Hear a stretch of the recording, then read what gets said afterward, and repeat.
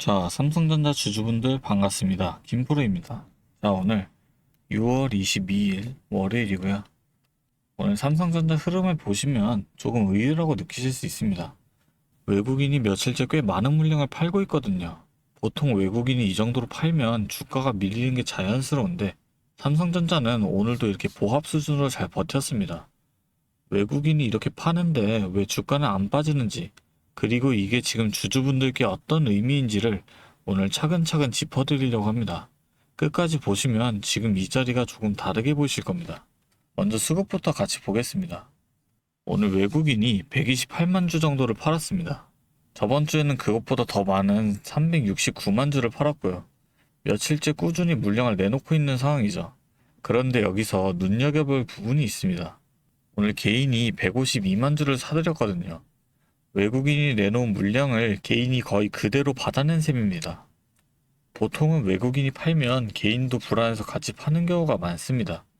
그러면서 주가가 더 밀리게 되는 거죠. 그런데 지금 삼성전자는 그 반대입니다. 외국인이 내놓은 물량을 개인이 받아내주면서 주가를 지지해주고 있는 모습인데요. 이런 흐름이 나온다는 건 개인들이 이 가격대를 쉽게 내주기 아까운 자리로 보고 있다는 뜻으로 읽을 수 있습니다. 차트를 보면 그렇게 볼만한 이유가 있습니다. 먼저 삼성전자는 지난 6월 19일에 38만원으로 고점을 찍었습니다. 지금도 거기서 이틀 정도 조정을 받고 있는 자리인데요. 여기서 이 조정이 어떤 성격인지가 중요합니다. 이평선을 같이 보겠습니다. 지금 60일선과 120일선이 주가보다 한참 아래에 있습니다. 이 선들이 저 아래에 있다는 건 지난 몇 달 동안 삼성전자가 꾸준히 올라왔다는 뜻인데요. 큰 흐름 자체는 아직 위를 향하고 있는 거죠. 그래서 지금의 조정은 강하게 오른 뒤에 나오는 잠깐의 숨고르기로 보는 게 자연스럽습니다. 고점에서 이틀 정도 쉬었다고 해서 추세가 꺾였다고 보긴 어렵습니다. 그럼 추세도 살아있는데 외국인은 왜 파는 걸까요? 이건 삼성전자 자체가 나빠서 파는 게 아니라 바깥에서 지금 두 가지의 변수가 들어와 있기 때문인데요. 첫 번째로는 바로 미국의 연준입니다. 새로운 연준을 이끄는 이 워시 의장이 앞으로 금리 방향에 대한 신호를 거의 주지 않겠다고 밝혔습니다. 그러면 시장 입장에서는 이 연준이 다음에 어떻게 움직일지 가늠하기가 어려워집니다. 이렇게 불확실성이 커지면 외국인 같은 큰 자금은 일단 위험한 자산부터 조금씩 줄이려고 하는데요. 우리 같은 신흥국 대형주가 그 대상이 되기 쉽습니다. 두 번째로는 국민연금입니다. 국민연금이 국내 주식을 한도보다 더 많이 들고 있는 상태라 다음 달부터 그 비중을 줄이는 리밸런싱을 시작합니다. 그 규모가 최대 55조 원까지 거론되고 있는데요. 이렇게 큰 매도가 예고되면 외국인은 그 전에 미리 움직이기도 합니다. 정리하자면 지금 외국인 매도는 삼성전자가 흔들려서가 아니라 바깥 변수 때문에 잠깐 빠지는 흐름에 가깝습니다. 그리고 이런 외부 변수 발 매도는 변수가 정리되면 비교적 빠르게 되돌아오는 경우가 많은데요. 여기까지 보시면 이런 생각이 드실 수도 있습니다.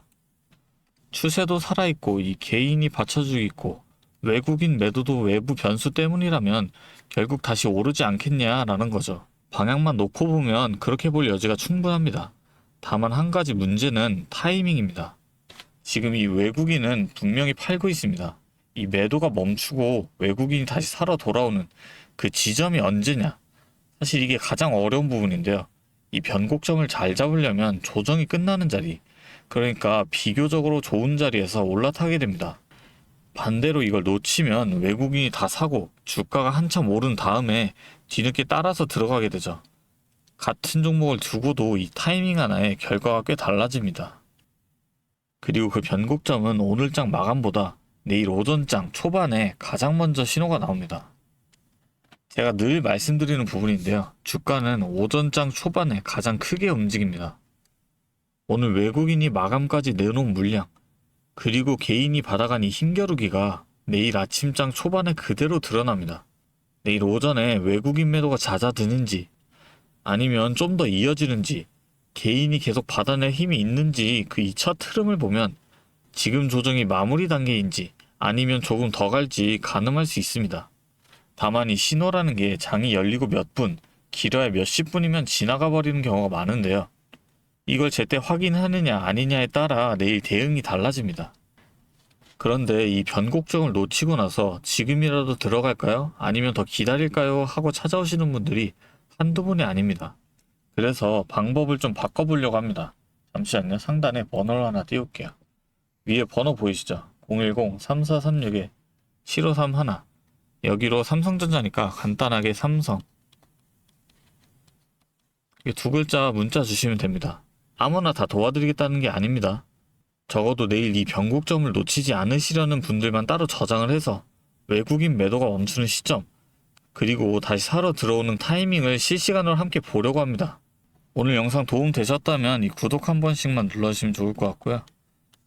그런데 이런 생각 해보신 적 있으실 겁니다. 나는 분명 열심히 공부하는데 왜 항상 이 타이밍을 놓치는 걸까? 지금 이 영상 보시는 분들 대부분이 직장 다니시면서 주식을 하시는 분들이거든요.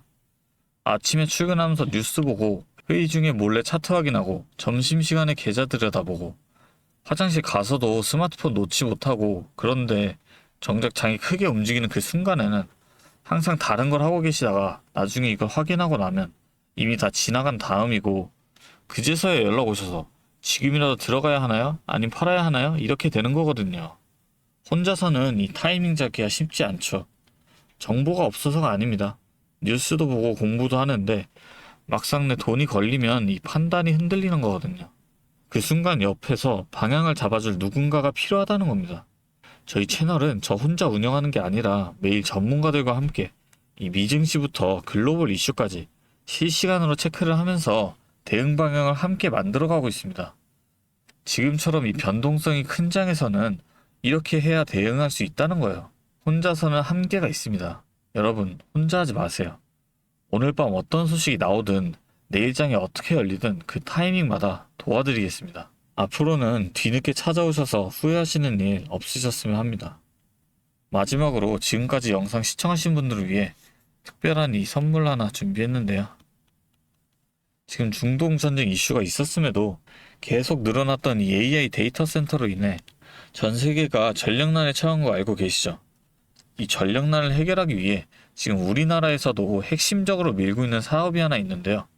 이 내용 관련된 선물로 하나 준비해 왔으니까요. 꼭 놓치지 마시고 함께 챙겨가셨으면 좋겠습니다. 자, 오늘 제가 준비한 선물은 요즘 굉장히 핫한 이 AI와 관련된 종목인데요.